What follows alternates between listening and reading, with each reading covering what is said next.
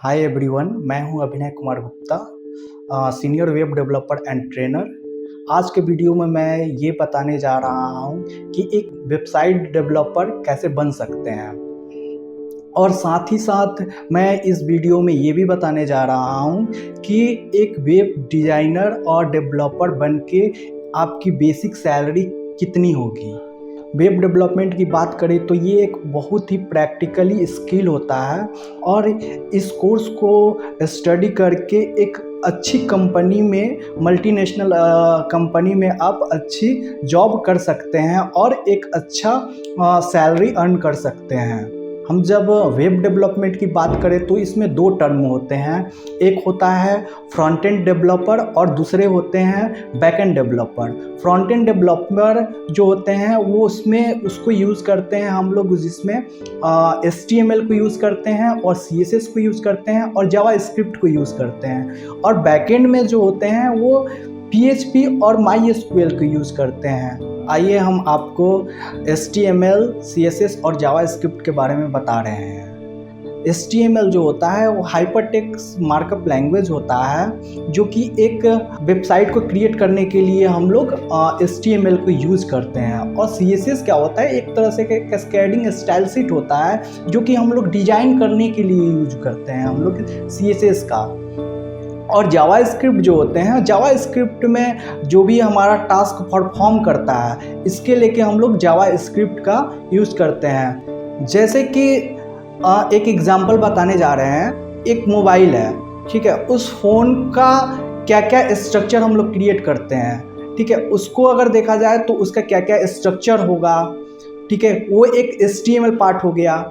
और उसका कलर क्या होगा, उसका बटन क्या होगा, उसका कैमरा क्या कहाँ लगेगी, उसका साइज़ और हाइट क्या होगी, उसका विड्थ कैसे डिसाइड किया जाएगा, ये सब सारे मॉड्यूल जो होते हैं वो CSS की पार्ट होता है। और उस टास्क को परफॉर्म करा जाए, कैसे परफॉर्म किया जा सकता है, ये जो मॉड्यूल होते हैं वो सारे मॉड्यूल किस में जाते हैं, वो जावास्क्रिप्ट में जाते हैं।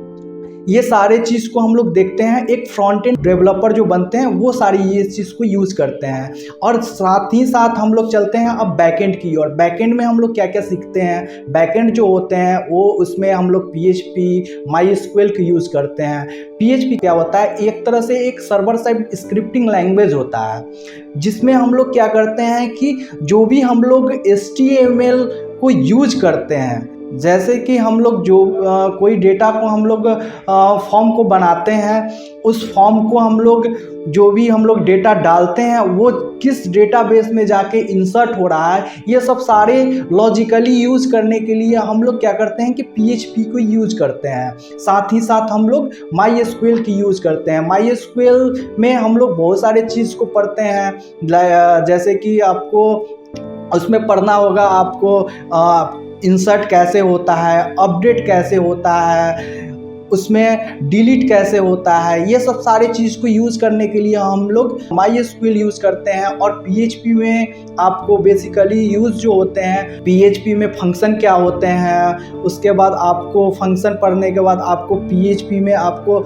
कैसे क्लास को यूज़ करते हैं, वो ऑब्जेक्ट क्या होता है, क्लास क्या होता है, ये सब सारी यूज़ करने के लिए हम लोग PHP पार्ट को यूज़ करते हैं। HTML, CSS और जावास्क्रिप्ट में क्या क्या चीज़ पढ़ना है। HTML इंट्रोडक्शन क्या होता है ये हमें बताएंगे आपको।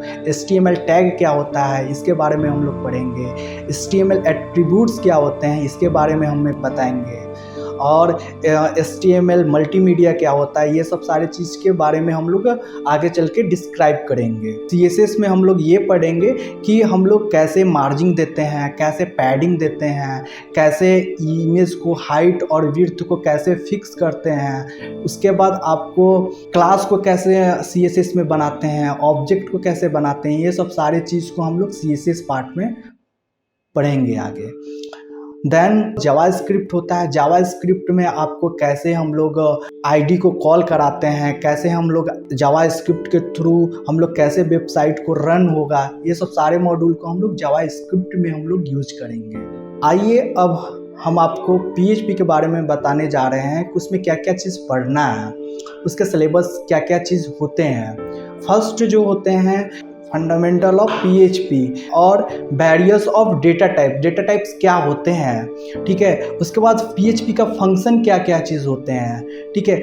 ऑब्जेक्ट क्या होता है, क्लास क्या होता है, एडवांस उप्स क्या होते हैं, ठीक, एरर हैंडलिंग क्या होता है, एजेक्स क्या होता है, ये सब सारी चीज़ जो होते हैं वो पीएचपी में हम लोग पढ़ेंगे आगे। MySQL में हम लोग पढ़ेंगे ये MySQL का इंट्रोडक्शन क्या होता है, MySQL डेटाबेस क्या होता है, MySQL में रिलेशनल डेटाबेस क्या होता है, उसके बाद रिलेशनशिप क्या होता है, ये सब सारी चीज़ हम लोग MySQL में आगे पढ़ेंगे। अगर इस चीज़ को करते हो, ठीक है, तो ये आप जैसे ही आपके पास एक्सपीरियंस बढ़ेगी, आप जैसे ही स्विच करने जाओगे किसी दूसरी कंपनी में, तो आपकी सैलरी जो होती है वो बहुत हाई प्रोफेशनल की सैलरी होती है, जिसमें आपको अप्रॉक्स 50 से 60 हज़ार के आसपास में आपकी इसकी सैलरी बनती है। अपना एक्सपीरियंस के तौर पे 3 टिप्स आप लोग को दे रहे हैं। इसमें हम लोग क्या करते हैं कि अगर मान के चलिए कि जो भी हम लोग कोडिंग करते हैं, तो वीडियो देख के या तो आप किसी की बात सुन के ऐसे तो आप कोडर नहीं बन सकते हैं। आपको उसके लिए आपको वो खुद से कोडिंग करनी पड़ेगी और वेबसाइट जो सिस्टम खोलने पड़ेंगे, सिस्टम पे बैठ के कोडिंग करना पड़ेगा। ये पहला टिप्स होता है।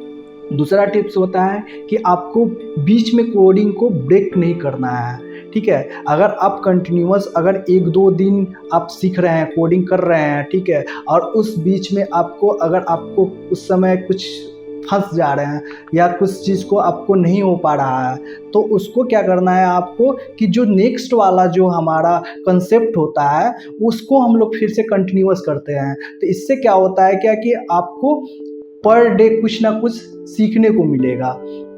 और तीसरा जो होता है उसमें तीसरा टिप्स ये होते हैं कि उसमें आपको बेसिकली आपको गैपिंग नहीं करनी है। गैपिंग इन द सेंस कि कंटिन्यू आपको कोडिंग को आपको पर डे आपको कुछ ना कुछ सीखना है, कुछ ना कुछ करना है, और साथ में आपको उसका प्रैक्टिस करना है। मेन फैक्ट होता है प्रैक्टिस। अगर आप जितना प्रैक्टिस कीजिएगा उतना आप एक अच्छा प्रोग्रामर बनिएगा, एक अच्छा कोडर बनिएगा और एक अच्छा वेबसाइट को डेवलपमेंट करिएगा। डीपली जानकारी के लिए indofast.in पे विजिट करें। तब तक के लिए नमस्कार, जय हिंद, जय भारत।